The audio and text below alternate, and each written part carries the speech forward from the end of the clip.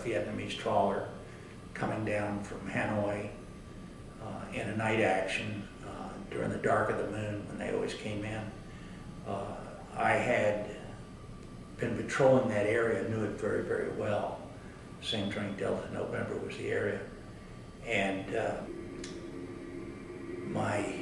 one of my counterparts, a guy named Killer Lou Vallone, Killer had seen a demolition of part of a reef by Viet Cong sappers. He killed 3 of them.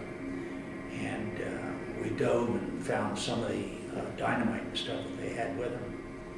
And we both believed that if a trawler came, it was going to try and go in where this reef was and try and make it to the Santracook or the Santracook River. And so I looked up the dark of the moon when it was going to be, and I volunteered for the area because I knew it so well, and I figured that my crew was the best of all crews. We'd been practicing firing the mortar while we were running at high speed, and they were very accurate with it. And we were armed with twin 50 calibers on top, 50 on the back, with an 81 millimeter mortar. We broke out Willie Peter, we broke out HE, and we broke out elimination rounds, and we took all the gun stations and put extra ammunition. I also carried 2 30 caliber Browning machine guns that were continuous length with 1,000 rounds each, so we had a lot of firepower. That night I had a Vietnamese jump force lieutenant, JG, by the name of Heidegger. I've never been able to find him either. He was on board with one of his Vietnamese counterparts, who was named Nguyen Van Phant. We call him the Fox, and he would interpret for us. And he ran a good cigarette trade, I think. He was always getting us to get cartons of cigarettes for him. We got into it with the trawler, and well, what happened was, I didn't know about it. They had put a task force out there of a minesweeper, a destroyer escort, and a fast patrol craft. And during the night, we all of a sudden got a message. And in a swift boat, it's hard to have what they call shackle codes, and it's hard to unshackle the codes when you're bouncing around and you got a light, because they're in 4 and 5 letter increments. And you got to go to the book, and it may be 1 letter or 1 word. It takes forever. And we got this long message, and we only got part of it interpreted. And the part that we got was to take station on this trawler that was coming in. So we just ran out there and got a stern over where we were supposed to. Coast Guard cutter on one side, we on the other. And she started for the beach. We were told to challenge her. We did. She opened fire. We fired back. And then everything, the whole bubble, the picture got lost because she went behind a little Hong Kong island, and the rest of the task force headed north. I had a hunch that she was headed for the river. So I went for the river, and the Coast Guard cutter followed me. My gunner, I told him that he knew that there was going to be a gun pointed at us.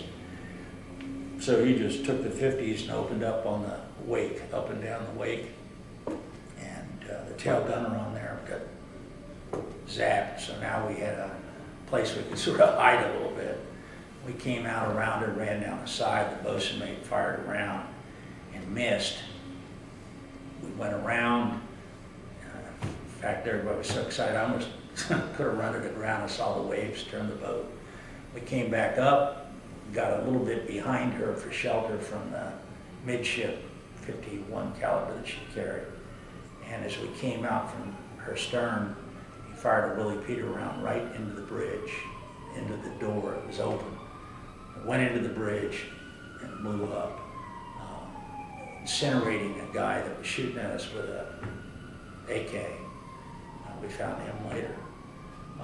She went out of control and ran aground, and I thought I was going to have to board her, which I was very hesitant about, because I knew she would probably be rigged to blow up. Most of them, if they rather than be captured, they'd blow them up.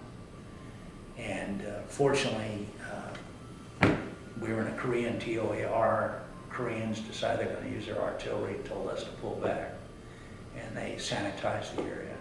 They sanitized the area, we had to pull back. I think everybody took a shot at the trawler then. She never did blow up. She had about 100 tons of weapons on her, and everything from AKs to B-40 rockets. I had said that I'd had 2 explosions close to port. I was the only one that saw it because I was driving the boat. The rest of them were all facing the trawler. And I suspected a recoilless rifle, but I didn't know. And it made me feel good that when we boarded her the next day, we found the recoilless, and she had a ready service locker, and 3 or 4 rounds were missing.